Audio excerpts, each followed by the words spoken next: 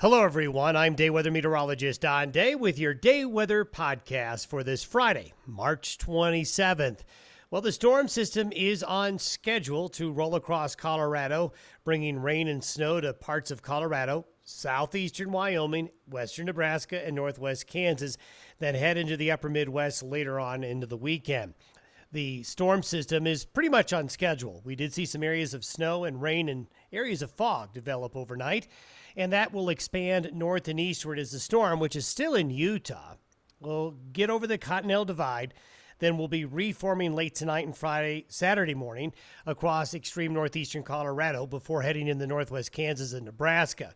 Very similar to last week's storm system. Now, we do see better weather Sunday into early next week. In fact, even Saturday afternoon into Sunday, you'll see the weather really improve. However, it does look like the middle to the end of the week will get unsettled again.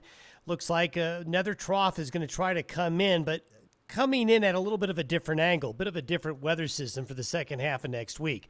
Here's the forecasted precipitation here for the next 48 to 60 hours. You can see the blue and the yellow here, the heaviest swath of precipitation going to be in northeast Colorado, southwest and north central areas in northeast Nebraska.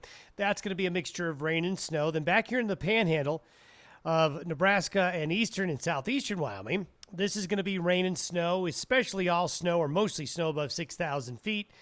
And it's going to be a wet snow, a typical spring snow, but also expect some pretty gusty north to northwest winds developing behind this system later today, tonight, into early tomorrow. This is what the snowfall looks like. No one's going to get clobbered with a lot of snow. It's a typical late March storm, wet snow, nothing that's going to amount to a lot, but along I-80 and I-25 here in southeastern Wyoming, in the northern Colorado, the higher elevations, there'll be certainly some travel concerns through the next 24 hours. And stock growers in this area here, wind, cold, and wet through Saturday morning.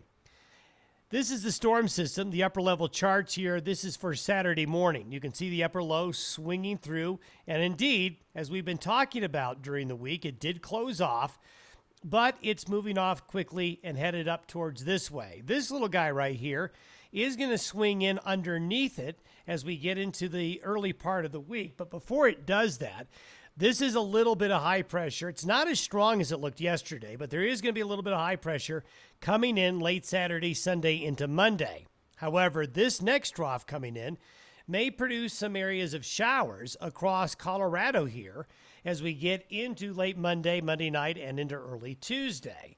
Then we have this deeper trough. We have the high pressure in the Gulf of Alaska, so that's going to dig in this broad area of low pressure up here into southwest Canada. Now, this is rather anomalous in terms of its strength, how large and cold it is for, well, early April. So this could end up pumping in some cold, moist air out of northwest Canada and the Pacific Northwest into the interior west here. So the second half of the week, Wednesday, late Wednesday into Thursday, Friday, and Saturday, could be looking at some colder, wet conditions that stock growers and travelers will want to keep an eye on.